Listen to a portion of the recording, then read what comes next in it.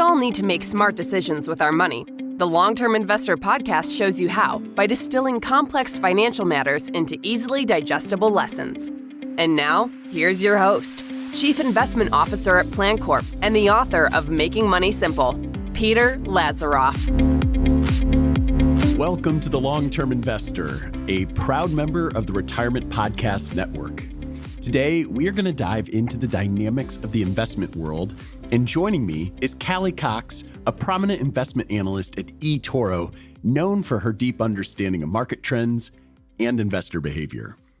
Having worked in financial research for her entire career, Callie's passionate about helping all investors of all skill levels learn how to think about investing, and she creates lots of engaging content about markets and the economy that, if you want to check out and see, I'll have links to all of her social media accounts in the show notes at thelongterminvestor.com.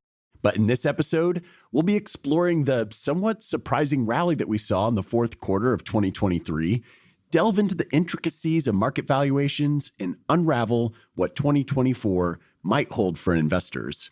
So sit back, relax, and get ready to gain valuable insights that could help navigate your investment decisions in the coming year. Callie Cox, welcome to The Long-Term Investor. Hey, Peter. Excited to be here. Excited to talk about these crazy markets. Well, it was important to me to record with you not too far into the year had gotten started, because we just had a huge rally in the fourth quarter of 2023 after seeing markets decline maybe 10-ish% mid-year. And, as of the time we're recording this, we'll put a timestamp on it. It's January 9th, 2024. Market sentiment remains relatively positive right this moment. So why don't we start with you giving a little of your thoughts on what happened during this market turnaround in the fourth quarter? Well, that's a good place to start, because in many people's minds, I feel like that was such a pivotal turning point in both portfolios, in Fed policy, and like you said, Peter, in market prices in both stock and crypto markets. So around the end of October, I think stocks bottomed, or the S&P bottomed October 27th, maybe. That was a few days before the Fed meeting. And in that Fed meeting, Chair Powell made it so clear, and the Fed never makes promises, let me be clear, but the Fed was getting really close to being at the end of rate hikes, and we heard a lot of encouraging language on the progress that the Fed has made on inflation. Of course, inflation prices are still high. They're probably not coming down anytime soon, absent an economic crisis that you don't want.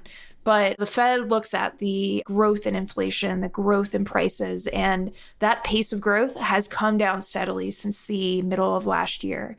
So markets really heard that. And quite honestly, Powell has told us in some ways or another since July that we were getting close to the end of the rate hike cycle.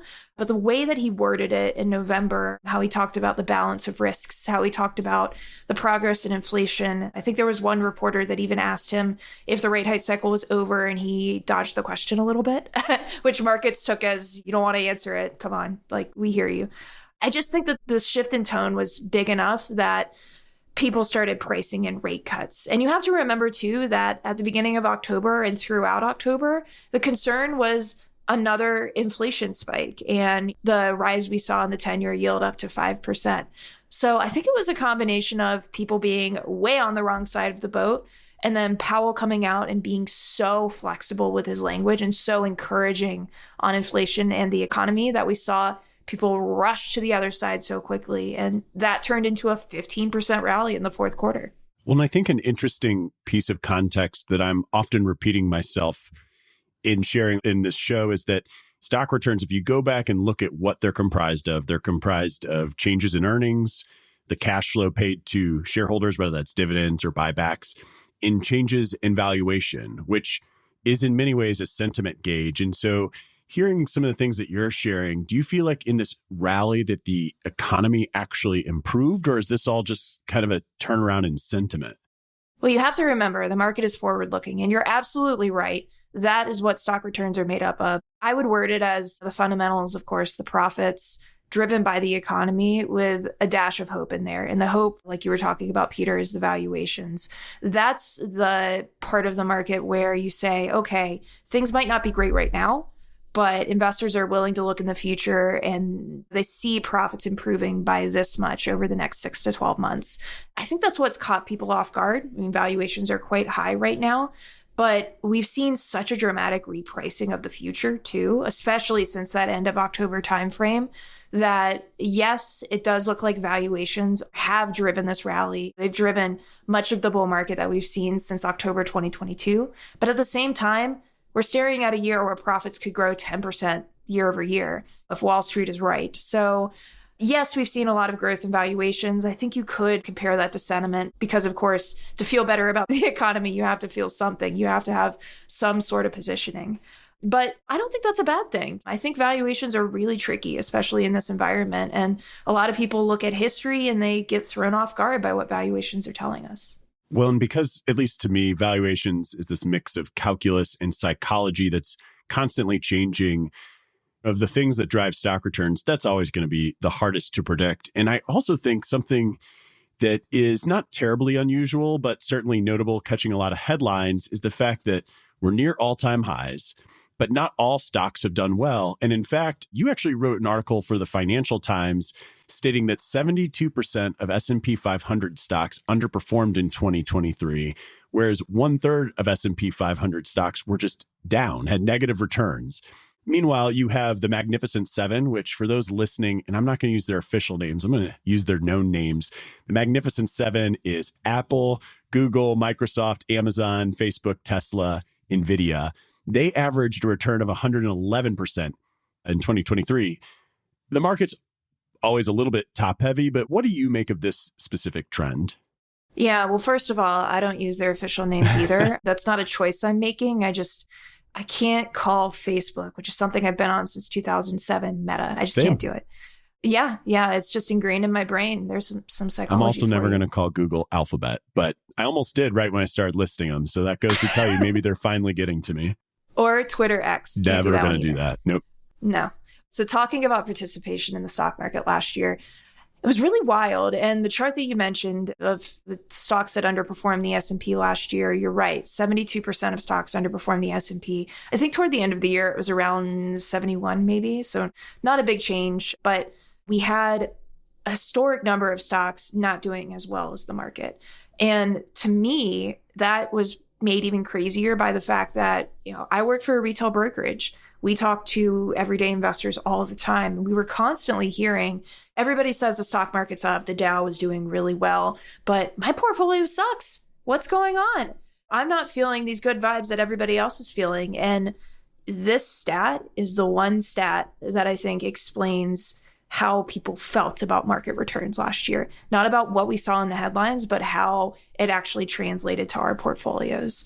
And 1/3 of stocks were down as well. So I think of this a few ways. To the customers who talk to us and say, I just don't see a bull market in my portfolio, totally, I hear you. The numbers back you up there. I think that this is also such a good example of investing in a high rate environment, because when rates are high and capital is scarce, investors have to make tough decisions. They can't invest in everything. They pick one stock over the other. And that's exactly what we saw in 2023. That gravitational pull toward quality risk, toward those companies that people thought could survive a recession, because the recession worries were real. And those companies happen to be some of the biggest on the market. That's big tech right there. So I was surprised at how much feedback I got on that chart. It was a popular chart on social media. I think it resonated with a lot of people who said, I'm not crazy. This market didn't feel like a bull market, but then again, it wasn't a bull market for most stocks. So I think coming out of that, we could be set up for a really good year ahead, a year of more broad participation, a year that doesn't hurt so bad in your portfolio if you are a stock picker. But we live in interesting times right now. And I think people also have to remember that high rates, even if we see a few rate cuts here and there, rates could remain relatively high. So you could see a little bit of that weirdness matriculate into 2024. So that's super interesting, Callie. And I can share, first of all, that chart that you were referencing in the show notes at thelongterminvestor.com. And I often hear about the Magnificent Seven from clients, from families, from friends, really pointing out like these are just doing so much better than everything else. Shouldn't I just go into these because they are feeling a little more certain, a little less risky? To which I tend to think, if it's supposed to be less risky, why would you expect it to have a higher return? If anything, you'd expect it to have a lower return. And the data is pretty compelling historically. Stocks on their way to becoming a top 10 holding within the S&P 500 outperform. That's how they become the biggest companies. And then after reaching that part, they've historically underperformed. That's one thing that sticks out to me. It's not that unusual that a lot of stocks underperform the S&P 500. It's not unusual that just a handful of stocks make up for all the returns, whether it's in the S&P 500 or the Russell 3000. It's not that unusual for the top stocks to make up a large percentage of the index, even if it is a little bit higher today than it has been in the past. But I do think one of the things that kind of is interesting sticks out. You said the retail investor says, hey, the bull market didn't really happen in my portfolio. I know Lizzie and Saunders, dating back to the pandemic, said, I don't know that we'll have a recession, but you'll see these rolling recessions impacting pockets of the economy. I don't know if you have any thoughts about the Magnificent Seven or any of that with the rolling recessions that you could share with us. Sorry, yeah, just kind of rambling. It's an interesting topic. No, it's a very interesting topic, and I have lots of thoughts on it too. The first thing I'll say is that many people don't know how the stock market works, and that's not to anybody's fault. We're not taught about this in schools. I actually didn't start investing until I was probably 4 or 5 years in my career because it's just not an intuitive ecosystem. Parts of it are intuitive, others just don't make sense. And one part of it that I think throws people off is the guise of momentum. If these stocks are doing well, they're probably just going to do well forever, right? And that's not the case. Companies change, market environments change, investor preferences change. And you're right. Usually a few stocks drive the market higher. That's not abnormal, although it was a little more unusual this past year how concentrated the returns were in the top 10. Companies change over time, so market leadership changes, and often what leads one bull market doesn't lead the bull market the next time around, which if you think about what led the 2010s bull market, that was big tech. So I'm thinking a lot about that these days. But also how you experience that in your portfolio. The conversation between picking stocks here and there, which has its pros and cons, versus just throwing it all in a basket of stocks, index investing, like many of us know. So, I mean, one thing I'll add to kind of get into this deeper is that many retail investors did own the Magnificent Seven. If you think about the top owned stocks on our platform, I don't have a list in front of me, but I can almost guarantee the Magnificent Seven are in the top 10. So some investors had a good year. Other investors didn't have a good year. If you were a value investor, God help you, you probably had an awful year. But things change. And going into this year, I think big tech told us something very important last year. Big tech was the place where investors ran to hide. That's not the big tech that we knew in the 2010s, the innovators, the small but punching above their weight type companies. Big tech just looks different. So when I think about big tech, I think about the next chapter for them and the fact that many of them are bigger conglomerate companies that have their hands in a lot of cookie jars, a lot of business lines. So it makes sense that they look a little more defensive. The flip side to that, though, is that they may not be the bull market leaders because, as you said, in order to lead a market, you have to outperform. Defensive stocks usually don't outperform the market, especially in a bull market. So if you're a big tech investor, if you hold those stocks, keep your mind on how these companies are changing, how the stock profile is changing, and think long and hard about 2023 and why big tech did well. People were worried about a recession. They gravitated toward that financial strength. That was big tech. But if the animal spirits come back, if people have bigger appetites for risk, they might look at other companies. They might look at some of these startups that are about to come on the market. They might look at private companies that are expecting to flip public. There could be another pocket that gets the good graces of the bull market. If you asked me right now, I'd say manufacturing looks really interesting. The reshoring theme looks really interesting. Industrials, especially with all the progress we've seen overseas, with certain companies coming up to speed in technology, could be really interesting. So different pockets outperform no matter what time period you're in. I think big tech could be one of the big surprises of this bull market. I'm not saying they're all going to crash, but they may not be the market leaders that we expect them to be. I find myself saying that often to people who are what I feel like are overly enthusiastic about the space, saying like, hey, I don't see these going bankrupt, but it's hard to keep up that growth rate. And I started my career as a stock analyst, and it reminds me of General Electric, the classic diversified industrial. And they're completely different business lines, but when you do start getting, to use your words, your hands in different cookie jars, it's just harder to move the needle. And that was obviously a big theme of last year. continuing to be a storyline this year. But another big storyline I'd like your thoughts on are just all of the money going into money market funds. What do you think's going on there? I want to talk about General Electric for a bit because I made that exact comparison in a note I wrote earlier last year around big tech. Actually, GE had a great year last year, which is kind of ironic considering all the market forces we had to think about. But if you're thinking toward financial strength, maybe it makes sense.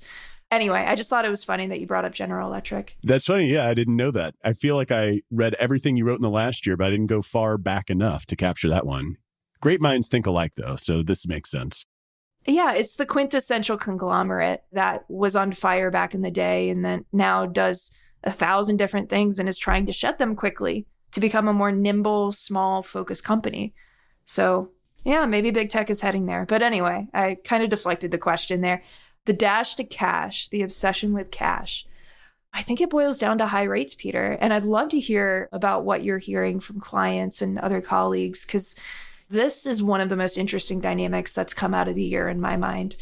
We saw the stock market at large do really well. We saw the S&P rise 24%, but cash levels built up as well. So people were investing and they were also saving a lot of cash. Doesn't really make sense if you think about it. And that's not what we've seen in previous bull markets either. Usually, over the past 2 bull markets, we've seen cash levels draw down quickly at the beginning of bull markets. And I think that's a signal of the rate environment we're in. We do this survey at eToro. It's called the Retail Investor Beat Survey. We survey investors all around the globe, asking them what they're investing in, what they're thinking about. I look at the US cut, but we do have a broader global operation, of course. So we like to look at different countries. But one thing that really jumped out to me is that investors see cash as more of an opportunity. They see the high rates and they say, I don't know how long I can get 5% on a savings account, so I'm taking advantage of that, especially because I'm feeling uneasy about what's going on in the world around me. So, hey, if I could get a relatively riskless 5%, then why not? I mean, that's a very broad statement, and I'm sure that there are many Americans who are saving money for a house down payment, for example, saving up their emergency fund because they really are worried about the economy or, God forbid, they're out of a job. But we see this large swath of investors that are saying, I'm building up cash because I want that interest rate. And I actually feel great about the economy. You know, I feel great about my finances and my prospects, but I can't ignore that interest rate. And it gives you a lot to think about as you head into a year where that interest rate might not stay around for very long. Now, I can't prove what I'm going to say, but there's a part of me that thinks a lot of the flows came from people who are keeping large balances in sweep accounts or checking accounts that weren't earning anything. Obviously not enough to move $1 trillion over the course of a year like we saw, but it is interesting. There are periods of time when the yield curve makes it such that cash is the best yielding thing you can get, bonds, stocks, otherwise.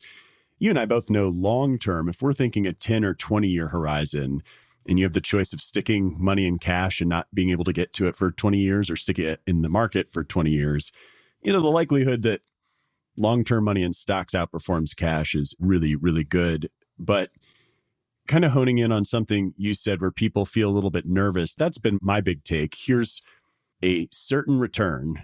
It makes the bar higher for taking risk. I mean, that's literally what the Fed's trying to do anyways when they raise rates. So job well done to the Fed.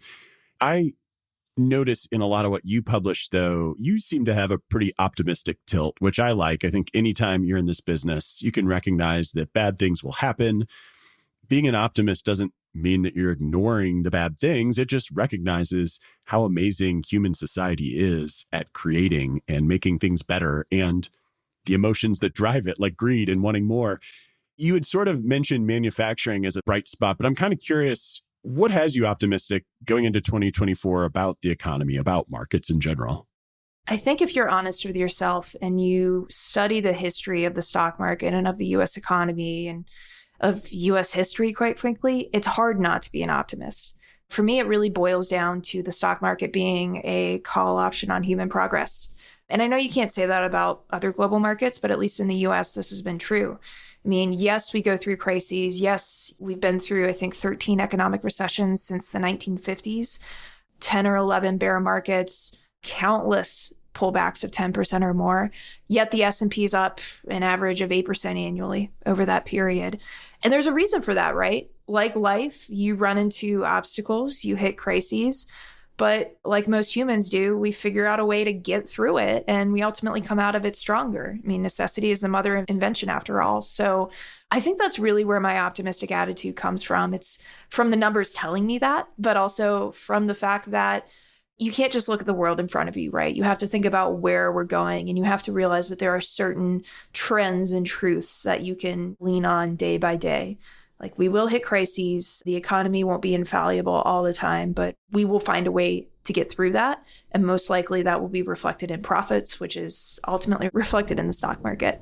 I think about that a lot, especially because, I have friends who I talk to about the stock market and I almost want to ask them to draw a picture of how it's performed over the past few decades. And I'm sure it would be down and to the right. But if you look at it, it's just up and up and up with these random blips here and there. So I digress there, but I'm thinking about what I'm optimistic about next year. What could drive this bull market? I think AI is the obvious conversation point here for both a macro analyst and a micro analyst.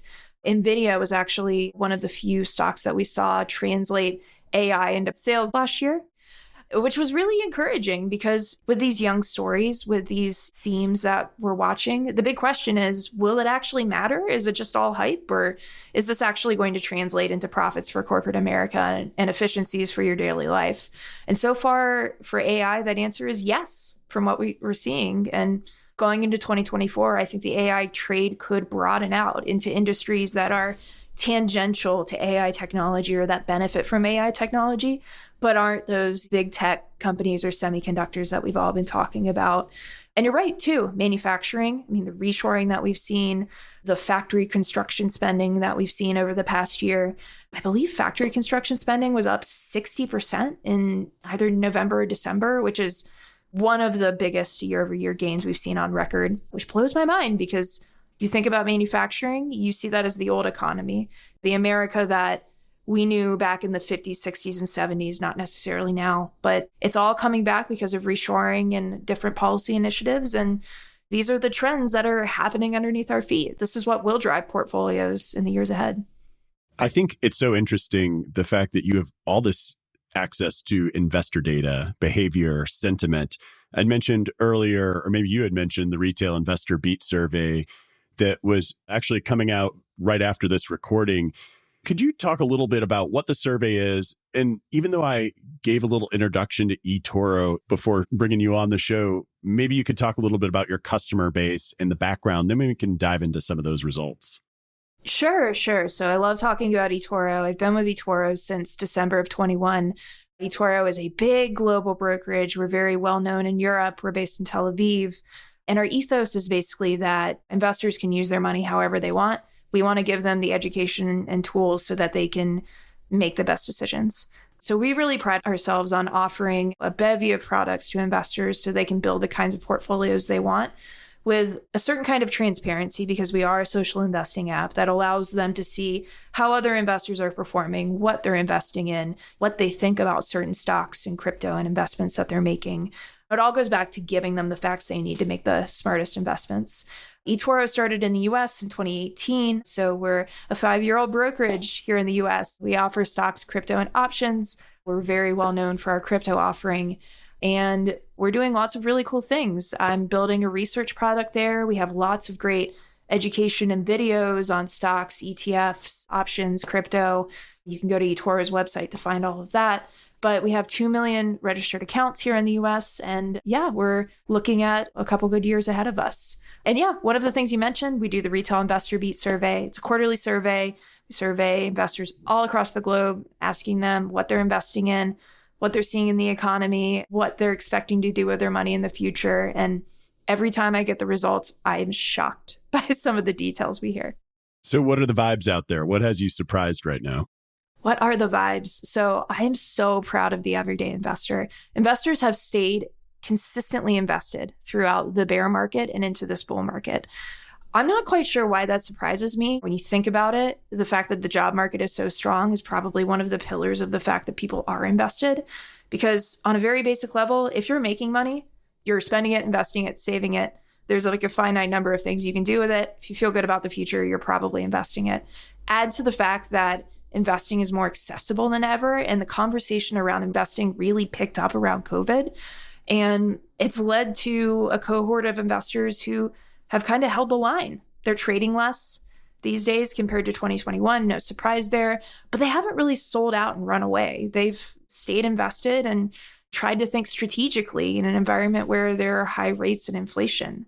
The biggest thing that stuck out to me in this past survey that we did, and I think we conducted it the last week of November and the first week of December. So right in the middle of that strong Q4 rally that we were in the middle of, a lot of investors told us that they are still building up cash. They're doing it opportunistically, like I said earlier, but younger investors 44 and younger, were the ones that told us more often than not that they were building up cash to take advantage of those interest rates.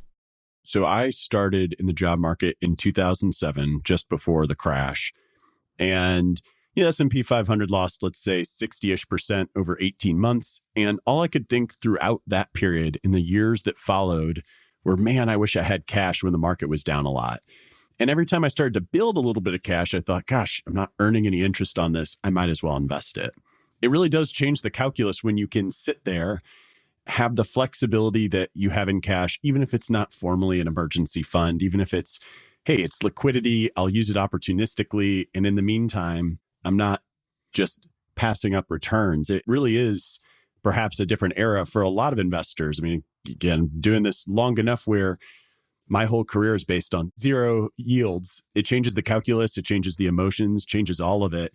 And it looks like this was really true for people in their 30s, in your 40s, like you're saying. Yeah, I think you're exactly right. And one thing I'll point to, too, is that a lot of us are new investors. I mean, millennials are really getting into their economic power right now. They're forming households. They're finally making enough money so that they have money to invest. They're making progress on their student loans. Many have seen them forgiven. So we are young investors, but that doesn't mean that we have little experience in markets. I mean, one thing that I think back on is the fact that a lot of us graduated after the financial crisis, right? Like I was lucky enough to graduate right after it, but at a point where the job market was a little bit stronger, people were feeling a little bit better. But we felt the financial crisis, even if we were in high school and middle school and college when it happened. I mean, both my parents lost their jobs during the financial crisis. I felt the financial crisis. So the feelings and the experience are there. It's just a little bit different than, oh, I opened up my eToro account or my Schwab account and my portfolio's gotten hammered and I got the pink slip the next day and I was laid off. So a lot of these younger investors have that experience. They know how markets work. Buy the dip is a trending mantra among millennials and Gen Z right now. So they have the tools they need to be more opportunistic and sophisticated in their investing strategies, and they're finally getting the money to do it. I really think people underestimate and discount how much investors or younger investors have been through and how resilient they've been and fortified they are to take on what they're seeing these days.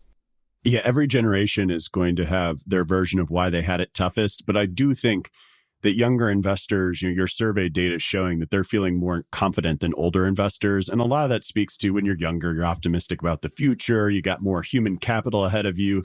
But they have been through enough downturns to know that to earn a good return, you have to live through some bad stuff.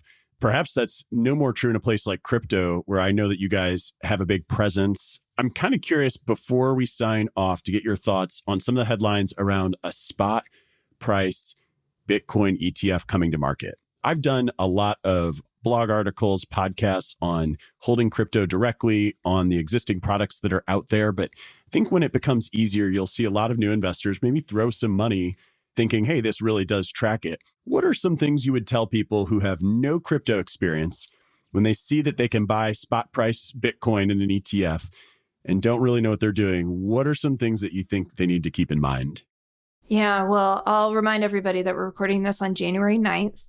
The big speculation is that we're going to get ETF approvals tomorrow, but who knows? When you're listening to this, in 2 weeks, we may or may not have them. Who knows? I won't give my predictions, but I think it's looking pretty good.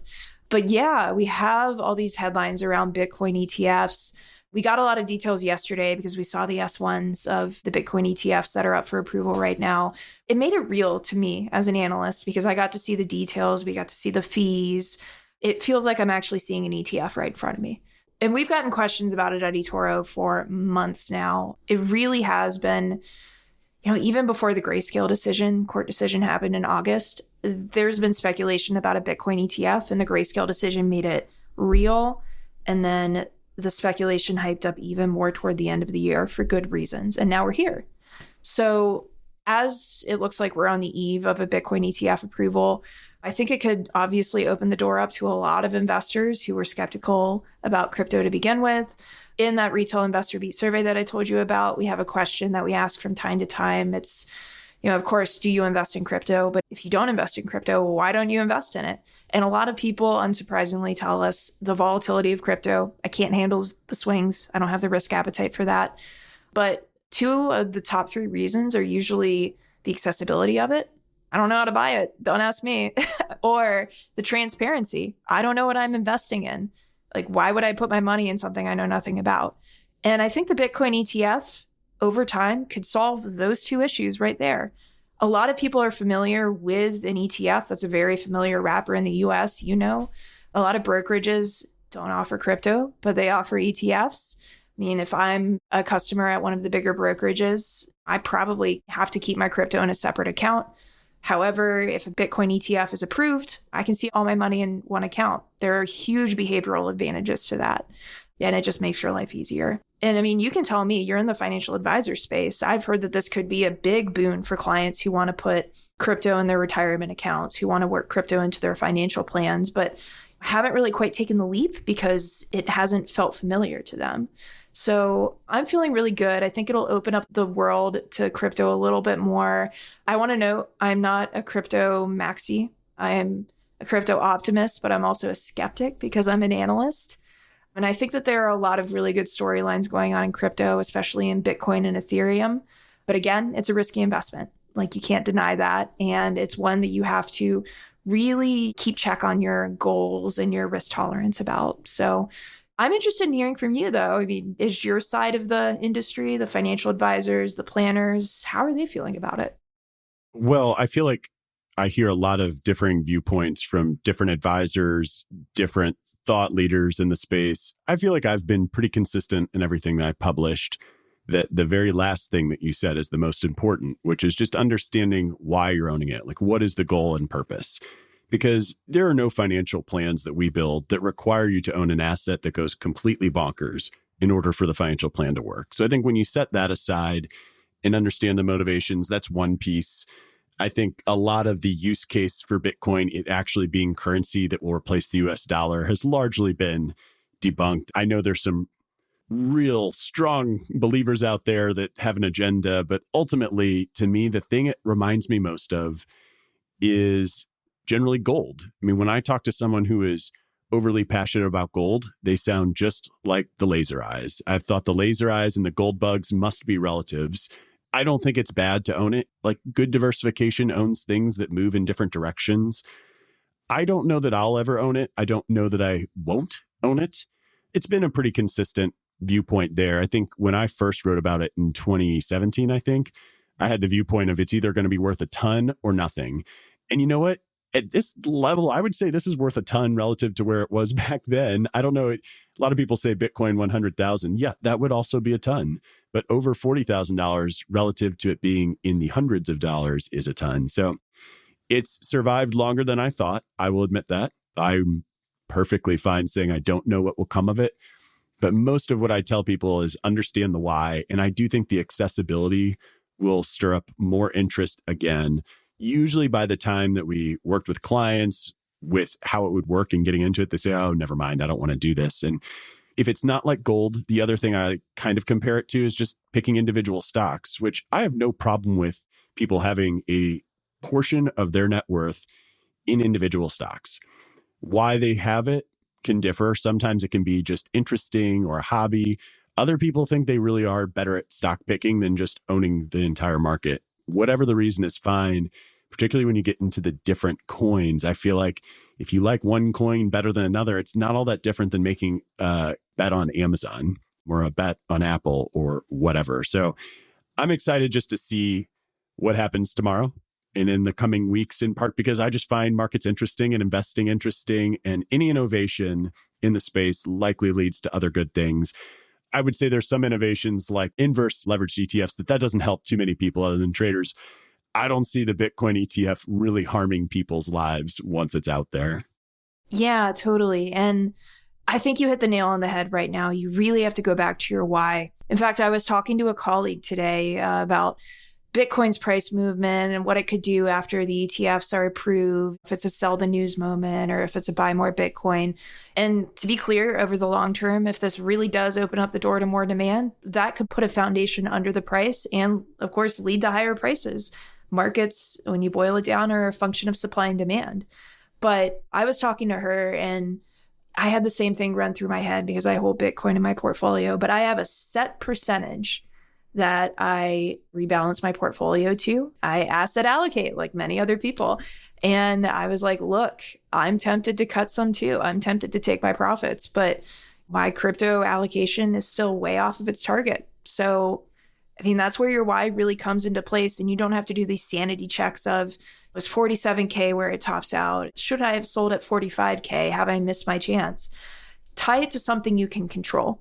Have your numbers out there, have your targets, have your allocations, make all of your decisions based on that. Take the emotions out of it. Unless you like that, unless you find some interest in following markets day by day, some people do. But I think crypto is such a good, almost example of why targets are important and why your why is crucial. Well, Callie, it has been a pleasure speaking with you here today. I'm going to include a lot of stuff in the show notes at thelongterminvestor.com. But for people listening or watching, if they want to hear more from you, where can they find you? Yeah. So first of all, go to eToro.com/news and analysis. All of our research goes there. We have a daily note from my fabulous analyst, Brett Kenwell, on trades of the day and market movers. I write a weekly note called The Bottom Line that you can subscribe to on LinkedIn. And then I'm on Twitter. eToro is also on Twitter at eToro US. I'm at Callie A. Bost, B-O-S-T. You can find me on LinkedIn as well. I'm trying to get more familiar with that platform. And it's been awesome talking with you, Peter. There's so much to talk about these days. Well, we'll have to have you back as things develop. I appreciate your time as always. And if you're listening to us on your favorite podcast app, be sure to leave a review. Tell us what you think of Callie. Tell us what you think of the crypto ETF. If you're watching us on YouTube, be nice in the comment section. Let us know what you love. Like and subscribe. And until next time, to long-term investing. Thanks for listening to the Long-Term Investor Podcast. To access free financial resources and submit questions to be answered on the show, visit thelongterminvestor.com. Peter Lazaroff is an employee of PlanCorp and BrightPlan. All opinions expressed by Peter and any podcast guests are solely their own opinions and do not reflect the opinions of PlanCorp or BrightPlan. This podcast is for informational purposes only and should not be relied upon as a basis for investment decisions. Clients of PlanCorp and BrightPlan may maintain positions in the securities discussed in this podcast.